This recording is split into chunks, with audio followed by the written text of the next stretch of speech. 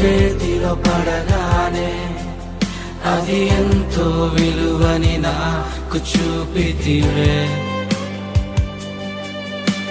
జీవమే లేని నాలోని జీవమును నింపుటకు నీ జీవితాన్నే తారబోసితివే. నీది శాశ్వత ప్రేమయ నేను మరచిపోలేనయా. ఎన్ని యుగాలైనా మారదు.